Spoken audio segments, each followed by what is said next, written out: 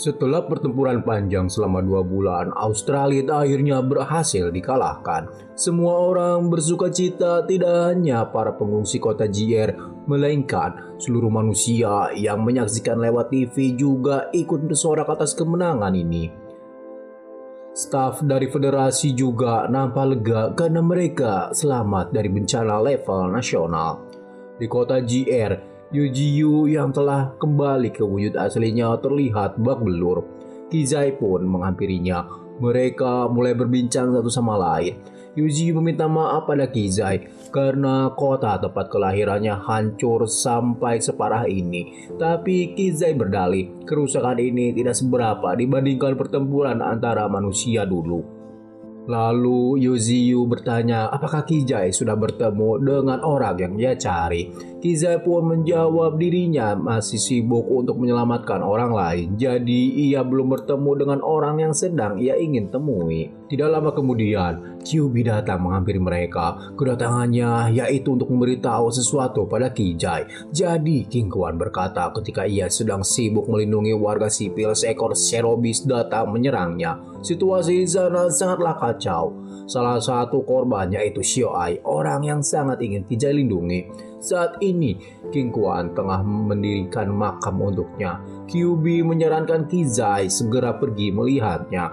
Sontak hal itu membuat Kizai terpukul. Orang yang berarti dalam hidupnya dan orang yang ingin ia lindungi malah tewas di saat-saat terakhir. Di dalam perjalanan, Master bertanya apa yang akan dilakukan Kizai setelah melihat makam Xiaoai. Sejenak ia terdiam. Setelah melihat makamnya, Kizai ingin mengungkapkan banyak sekali unek-unek yang selama ini ia pendam. Master menjawab agar Kizai harus mengumpulkan keberaniannya. Xiaoai merupakan gadis yang kuat. Dia tidak suka ending yang menyedihkan, jadi Master mengingatkan Kizai agar ia tidak menangis. Singkat waktu, saat ini Kizai telah berada di hadapan makam Xiaoai. Tempat di sana sangatlah indah. Banyak bunga-bunga tumbuh di sekitaran makam. Bunga itu tumbuh oleh kekuatan Thor. Kizai mulai berbicara untuk Xiaoai tidak perlu lagi mengkhawatirkannya karena saat ini ia sudah tambah kuat. Dirinya tidak menyangka akan bertemu dengan Xiaoai lagi dalam kondisi seperti ini. Dan kali ini adalah waktu mereka untuk mengucapkan salam perpisahan. Kizai berjanji ia tidak akan menangis lagi. Ia akan menjalani hidup dengan penuh keberanian. Karena waktu tidak pernah berhenti, menangis tidak ada gunanya. Ia hidup hanya dengan melangkah maju.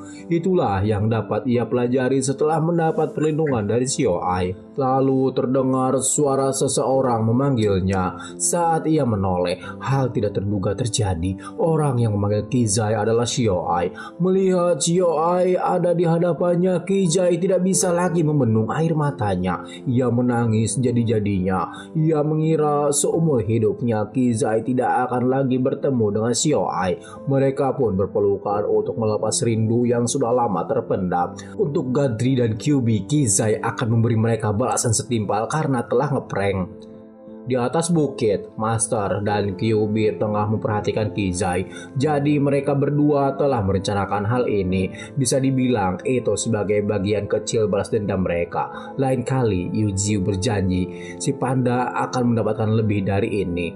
Ya, mereka kesal karena masalah sebesar ini si panda tidak memberitahu mereka. Selanjutnya Yujiu memberitahu keempat letnan lainnya untuk menyerahkan misi perlindungan warga sipil kepada pasukan manusia. Karena saat ini misi penyelamatan saudara ke-9 sudah selesai.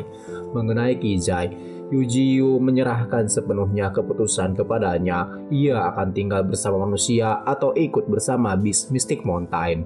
Di markas federasi, para pemimpin di sana nampak masih khawatir walau Australia berhasil dikalahkan. Tapi banyak mutasi bis berkeliaran di kota. Mereka takut jika para mutasi bis itu tidak mau pergi dari kota karena banyak warga yang berada dalam kuasa mereka. Mungkin saja warga sipil dijadikan sandera oleh para mutasi bis. Namun, kabar mengejutkan datang. Seorang staf memberitahu jika para mutasi bis telah pergi meninggalkan kota dan untuk warga sipil sudah diserahkan kepada militer setempat. Warga setempat mulai berpikir kalau bis Mystic Mountain tidak seburuk yang mereka kira karena mereka sudah menyelamatkan umat manusia. Setelah insiden ini, apakah umat manusia akan memerangi Mystic Mountain lagi? Ya, Ketua Federasi merasa bingung dengan keadaan saat ini. Sungguh plot twist yang merepotkan. Kemudian scene beralih ke reruntuhan kota di mana di sana terlihat sesosok monster muncul dari dalam tanah. Ternyata itu adalah kloningan Australit yang ia tanam di dalam tanah. Ia sesumbar akan membalas dendam terhadap Yuziu. Namun sebuah tangan meraup tubuh Australit, meremasnya dan langsung menyemburnya dengan kekuatan laser. Seseorang yang menghancurkan Australit adalah sosok Wanda. Mereka merupakan saudara dari Kizai. Kizai adalah saudara kedua di antara keluarga mereka. Salah satu keluarganya bertanya apakah Kizai harus dijemput. Akan tetapi kakak tertua berkata untuk melupakannya karena suatu saat mereka akan bertemu lagi dengan Kizai. Di tempat lain terlihat Kizai sedang bergosip dengan Xiao Ai. Mereka sedang membicarakan cinta segitiga antara Golden Ant, Thorn, dan Mantis. Ternyata bukan hanya mereka berdua yang bergosip. Si kakek juga ikut-ikutan bergosip dengan berkata jika White Tiger dan Thorn adalah teman dekat. Bisa saja mereka memiliki perasaan satu sama lain. Mendengar itu membuat pikiran Kizai lebih terbuka. Ternyata Mystic Mountain tersimpan banyak rahasia yang rumit dan ia akan memastikan kembali saat nanti ia kembali ke sana. Mengetahui jika Kizai akan kembali ke Mystic Mountain membuat Xiao Ai menjadi sedih. Ia berharap Kizai tetap tinggal bersamanya di kota ini. Sejenak Kizai terdiam. Ia kemudian berucap kalau dirinya berutang banyak kepada Master Guthrie. Kalau bukan karena bantuannya, mungkin saja mereka tidak akan bisa bertemu lagi. Tapi Kizai kembali bukan untuk membalas budi. Ia kembali karena di sanalah rumahnya. Lalu sebelum berpisah, Kizai mengembalikan seruling yang dahulu pernah Xiao Ai berikan. Akan tetapi Xiao Ai menolaknya. Karena sudah lama benda itu tidak bersamanya, ia sudah tidak terbiasa lagi dengan serulingnya. Xiao Ai meminta Kizai untuk menyimpannya. Singkat cerita, Kizai menyusul rombongan Yuziu dengan menaiki burung pemakan bangkai. Akhirnya mereka telah sampai di Mystic Mountain. Ia merasa di tempat itulah dirinya selalu merasa nyaman. Sesampainya Guthrie di markas besar, Ling Feng datang untuk melaporkan selama Guthrie pergi tidak ada sesuatu yang berarti terjadi di Mystic Mountain.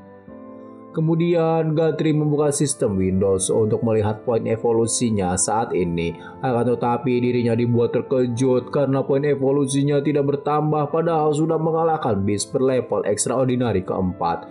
Ya, karena Australit masih hidup dengan kloningannya. Tidak lama kemudian, Guthrie masuk ke dalam dimensi lain. Lalu sistem yang menarik Yuziu ke dunia saat ini mulai memperingatkan Yuziu jika kekuatan kegelapan mulai terbentuk. Kekuatannya berada di luar bayangannya. Yuziu akan merasakan keputusasaan, kehilangan semuanya. Jika kalah, Yuziu akan jatuh ke dalam reinkarnasi. Jika ia menang, Yuziu juga akan berakhir sendirian. Situasi ini jauh lebih mengerikan dari apa yang bisa dibayangkan. Sistem berucap kepada Yuziu agar ia bersiap untuk bertarung sampai mati. Scene lalu berpindah ke belahan dunia lain. Di dalam bawah laut, seekor bis ikan berenang melewati sebuah goa di dalam laut. Di dalam goa itu terlihat sebuah kunci yang menancap di tanah. Kunci itu milik pemimpin suku laut. Suku laut akan memimpin menuju jalan evolusi yang tepat. Lalu scene kembali ke permukaan, di mana Yuziu telah menyerap banyak Ice Spirit Stone. Akibatnya Ice Spirit Flower terbentuk di atas kepalanya. Kyuubi menghampiri Guthrie dan berkata kalau saat ini Guthrie sudah bisa mengecilkan ukuran tubuhnya. Kenapa ia tidak berjalan-jalan keluar untuk merelaksasikan pikirannya? Ya, tentu saja Yuziu sangat ingin melakukannya, tapi sekarang belum waktunya. Lalu Kurunyung si panda gemes yang sedang berteleponan dengan Xiao Ai.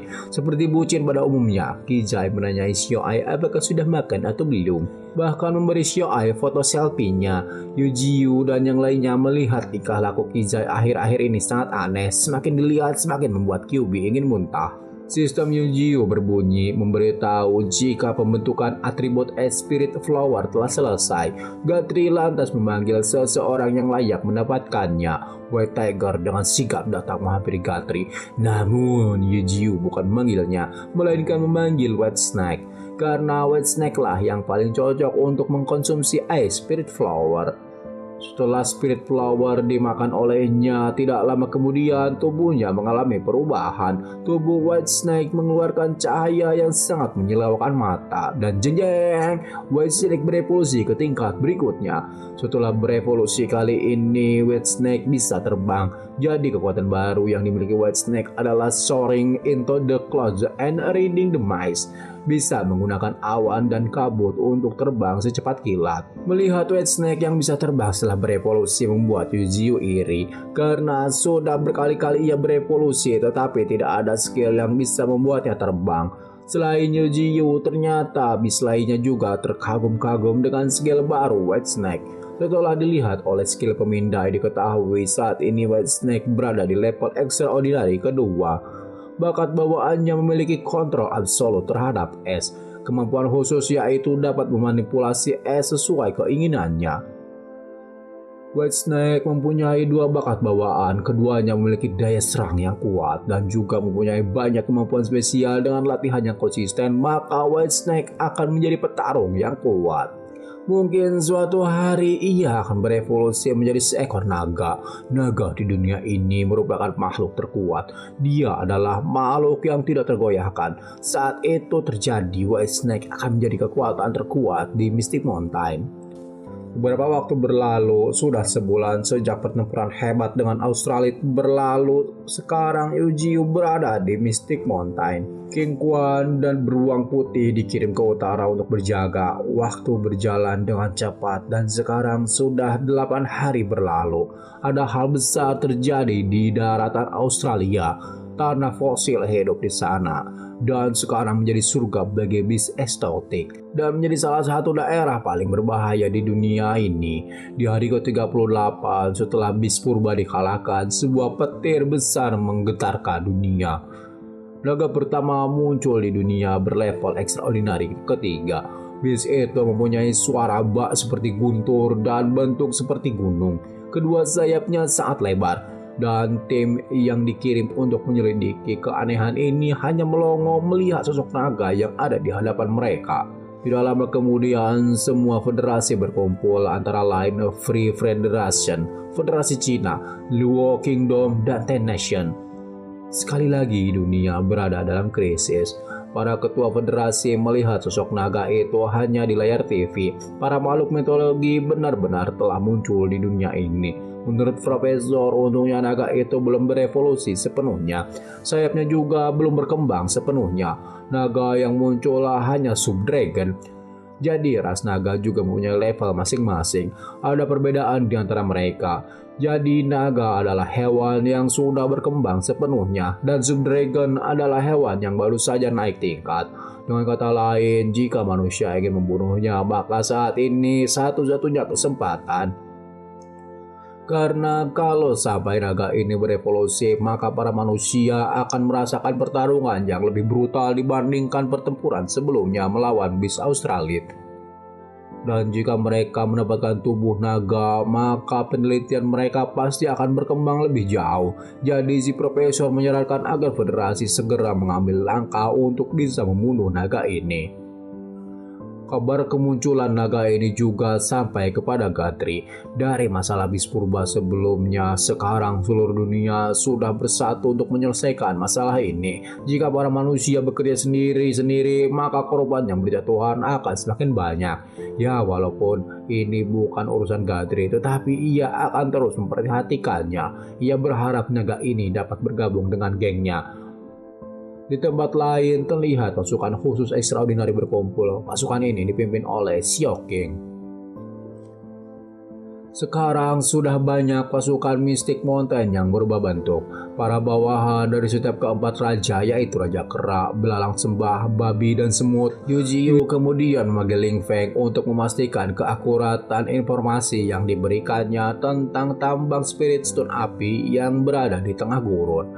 Di sana dijaga oleh monster super kuat, jadi Yujiu akan pergi ke sana untuk memastikannya. Ia bertekad untuk terus berevolusi untuk menghadapi kegelapan yang diramalkan oleh sistem. Shi Huang, nama lengkapnya adalah Gurun Barat, yaitu sebuah padang pasir luas yang sudah ada sejak zaman kuno. Setelah kemunculan era ini, tempat itu berubah menjadi tempat yang berbahaya. Gatri membawa semua prajurit terkuatnya untuk menaklukkan wilayah itu, di antaranya Kyuubi, Macan Tutul, Kizai, Flash, dan Belalang Sembah. Flash merasa ada yang aneh dengan warna pasir yang sedang mereka lewati. Pasir merah itu tercium samar-samar bau darah. Pasir merah itu terbentuk karena telah banyak sekali pertarungan yang terjadi di sana. Hal itu menyebabkan pasir terkontaminasi dengan darah. Belum jauh mereka melintasi gurun, dua prajurit Yujiu terlihat kelelahan karena panasnya cuaca padang pasir. Namun Yujiu tidak bisa membiarkan anak buahnya bermalas-malasan. Ia pun langsung nyelepet mereka hingga kesakitan. Lalu dari dalam tanah terlihat dua bola mata besar yang mengintai pergerakan Gatri.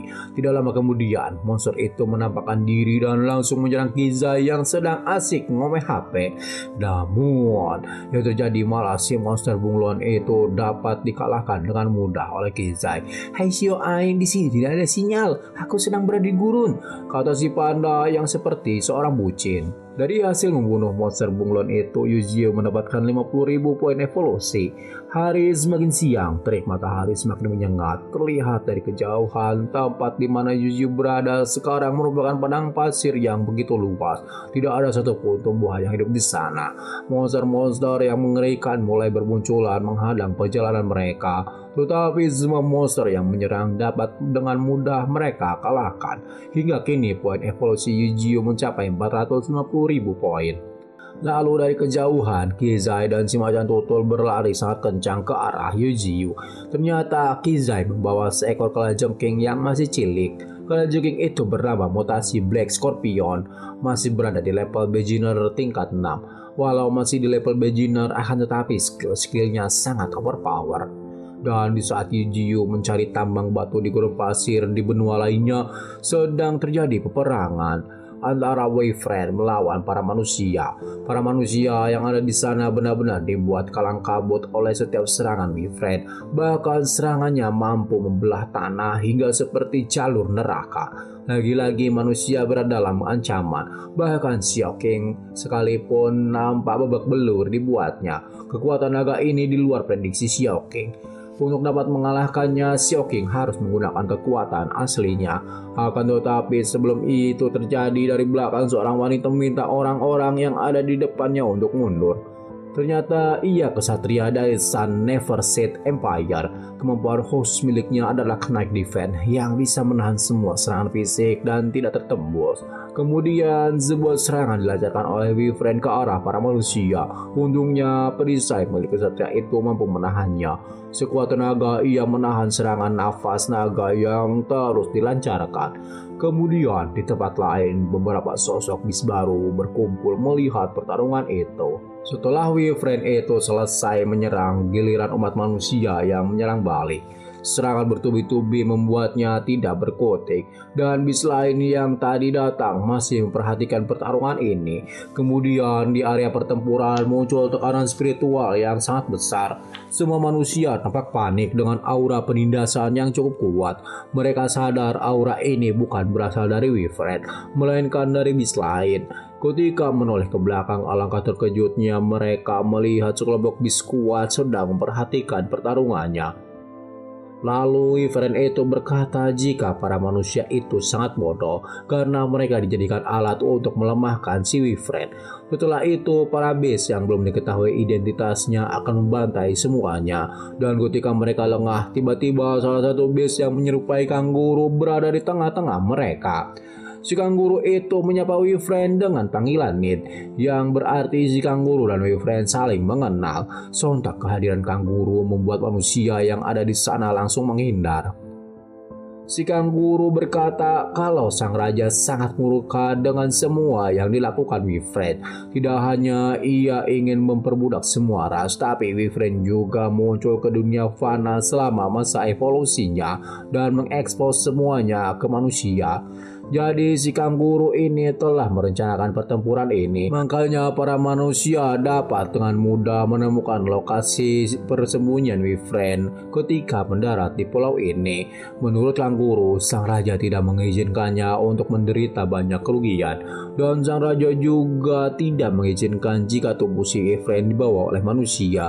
Jadi si kanguru harus membatasi semuanya tanpa tersisa. Karena bagaimanapun penghinaan si Wifren dan keberadaan Mystic Mountain keduanya tidak diizinkan di dunia ini. Mendengar itu membuat Wifren emosi. Ia kemudian meningkatkan kekuatan spiritualnya, kemudian bersiap menyerang dengan bola spiritual. Namun, sebelum Wifren melepaskan serangannya, tiba-tiba seekor dinosaurus menggigit tubuhnya. Lalu dari udara monster lainnya menyerang Wifren yang tepat mengenai kepalanya. Wifren itu benar-benar terpojok. Ia diserang dari segala arah, tapi salah satu makhluk terkuat itu tidak pantang menyerah. Ia lantas menerjang langsung ke arah kanguru yang tetap santuy walau sedang menghadapi ancaman. Boom! Sebuah ledakan terjadi di area pertarungan. Para manusia yang ketakutan mulai berlari menyelamatkan diri mereka. Di tempat lain, perwakilan dari negeri Sakura telah berhasil mencuri telur Wifren. Kemudian komando berubah untuk saat ini semua unit melindungi utusan negeri Sakura yang tengah membawa telur Wifren. Wifren yang melihat telur-telurnya dicuri tidak berbuat apa-apa. Ia hanya berkata untuk anak-anaknya pergi jauh dari sini. Semakin jauh semakin baik. Kemudian Shin berpindah ke tempat Yuzi berada, yaitu di gurun pasir, di mana sekarang mereka harus berhadapan dengan base extraordinary kedua, yaitu Fire Python. Akan tetapi base-base itu dengan mudah dikalahkan oleh keempat Jenderal Gatri. Lalu dari kejauhan seorang gadis sedang menyaksikan pertempuran yang terjadi di depan matanya. Ia sangat penasaran pohon apa yang menjulang tinggi di tengah-tengah pertempuran. Dari pertempuran itu, Yuzio mendapatkan 180.000 poin evolusi dan menyerap 50.000 energi spiritual dari Spirit Stone. Tapi beberapa dari Fire Python masih berusaha menyerang Yuzio. Namun, hanya dengan tatapannya saja Yuzio mampu membuat Fire Python berlutut. Mereka lantas bergabung menjadi keluarga Mystic Mountain. Dan dengan bergabungnya Fire Python membuat pasukan Yuzio dengan atribut api bertambah. Tapi atas si panda yang lainnya pada sibuk bertarung, ia malah saja sibuk dengan HP-nya karena tidak ada sinyal. Di tempat lain, seorang wanita yang sedari tadi melihat pertarungan itu merasa terkejut karena klan dari Fire Python berhasil dikalahkan dengan mudah. Tapi rasa terkejutnya itu malah membuat keberadaan dirinya diketahui. Dia pun langsung tancap gas kabur dari tempat itu. Akan tetapi batang akar Yujio berhasil mencegatnya. Selain batang pohon Yujio, si panda dan serigala kembar nongol dari balik bebatuan. Ternyata gadis itu merupakan klan dari manusia ular. Sudah kepalang tanggung, wanita itu menggunakan skill Petrify yang dapat mengubah semua yang dipandangnya menjadi batu. Batang pohon Yujio perlahan-lahan berubah menjadi batu. Kyuubi yang merasa tindakan si gadis terlalu berlebihan langsung menyerangnya dengan serangan api. Si gadis ular itu tidak tinggal diam. Ia terus melancarkan sinar Petrify untuk mengubah Kyuubi menjadi batu. Akan tetapi pergerakan Kyuubi terlalu lincah. Malah hampir saja si panda yang berubah menjadi batu. Gerakan Kyuubi yang tidak dapat dideteksi membuat ia lengah. Tanpa si gadis ular itu sadari, Kyuubi sudah berada di belakangnya. Boom! Sebuah ledakan terjadi di sana. Kyuubi terpental karena ledakan itu. Dari balik kabut, kita melihat si gadis menggunakan skill keduanya yang membuat dirinya seperti memasuki mode Susanoo. Tidak ingin kalah dengan si gadis ular, Kyuubi juga masuk ke mode biju ekor 10-nya. Pertarungan di antara mereka terjadi lagi.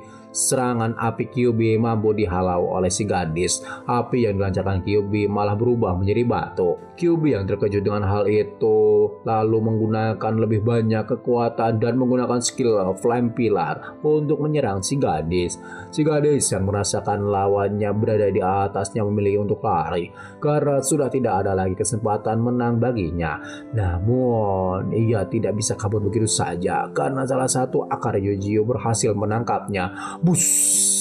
Satu lahapan dari akarnya membuat si gadis itu pingsan. Dan di tempat lain, si panda dan serigala kembar merasa kepanasan. Mereka sudah tidak tahan lagi berada di dekat Kyuubi. Beberapa waktu berlalu, akhirnya Eugeo bisa menguasai semua tambang Spirit Stone di sana. Ternyata kandungan spiritual yang ada di Spirit Stone di sana lebih padat dibandingkan dengan yang ada di tempat si panda. Bahkan Kyuubi yang biasanya malas untuk berkultivasi saat ini sibuk untuk menyerap semua Spirit Stone yang ada. Kemudian gadis ular yang sebelumnya ditangkap nampak langsung berbaur dengan para beast Mystic Mountain. Terlihat ia begitu asyik memperhatikan si panda yang sedang main HP. Gadis ular itu dibuat takjub karena sebuah kotak kecil bisa mengeluarkan suara yang sangat merdu. Eugeo lalu menilai si gadis itu dengan skill penaksir, di mana ia bernama Hebihime, berlevel extraordinary kedua. Skill andalannya adalah dapat mengubah apapun menjadi batu. Hebihime yang sudah bergabung dengan keluarga Mystic Mountain akan diberi sesuatu oleh Guthrie. Mendengar dirinya akan diberi hadiah, Hebihime begitu sangat antusias. Ia meminta pada Guthrie untuk dibelikan HP kayak si panda. Tapi ya yang akan diberikan Guthrie bukan HP, melainkan hal yang lebih baik dari HP. Langsung saja hal itu membuat Hebihime cemerut. Ditambah si panda memanas-manasi dengan berkata kalau Guthrie sangat jadul. Ia tidak mengerti soal teknologi.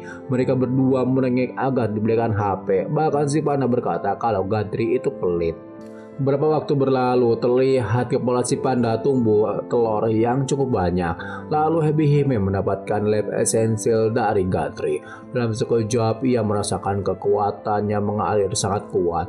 Lagi-lagi si panda berbuat sesuatu yang konyol. Ia mengajak Hebihime yang sudah bertambah kuat untuk gelut dengan Kyuubi. Tentu saja hal konyol itu langsung dihukum oleh Guthrie dengan tanda telur yang banyak di kepala mereka. Singkat cerita, setelah kekonyolan yang dibuat si panda, datang Peregrine Falcon dengan wajah yang sangat pucat. Ia telah terbang berhari-hari karena untuk mencari keberadaan Guthrie. Kemudian Peregrine memberitahu Guthrie soal telur Wyvern yang tengah menjadi perebutan orang-orang. Kabar itu bukanlah berita baik, meskipun generasi umat manusia sekarang tidak akan bisa membahayakannya, tapi Eugeo tidak bisa menjamin generasi berikutnya juga sama. Guthrie lalu mengutus Kizai dan Hebihime yang sedang bermain untuk pergi ke wilayah timur untuk menghadang tim dari negeri Sakura dan mencuri telur Wyvern yang mereka bawa. Perihal telur Wyvern yang ada di pihak federasi, Guthrie lah yang akan pergi bernegosiasi dengan mereka. Dalam penyerangan, Wyvern manusia berhasil mendapatkan 4 telur. Raja Kristal dari Kekaisaran Big Nexon mengambil 1. Negara terkuat federasi mengambil 1. Negeri Sakura mengambil 1. Dan terakhir diterima oleh Federasi Shiohai yang dipimpin oleh Shio King. Di antara timur dan barat, kedua sisi masing-masing mendapatkan 2 telur Wyvern. Berita ini juga sampai di telinga Bull Diamond di Mystic Mountain. Jika manusia berhasil mendapatkannya, maka ini akan menjadi sebuah bencana di masa depan. Kemudian scene berpindah ke sebuah pelabuhan. Terlihat para pasukan extraordinary sudah berkumpul di sana untuk menyambut para prajurit lain yang berhasil membawa pulang telur Wyvern. Tapi salah satu pasukan di sana memberitahu jika ada sesuatu yang tidak beres di lautan, dan benar saja sebuah ledakan terjadi di atas kapal. Di sana terlihat Shio King yang sedang bertarung dengan bis macan. Kemudian dari bawah laut muncul beberapa bis raksasa berlevel extraordinary kedua. Dan pemimpin dari para bis laut itu adalah si kanguru. Mereka berasal dari Australia, sarang bagi para mutasi bis terkuat.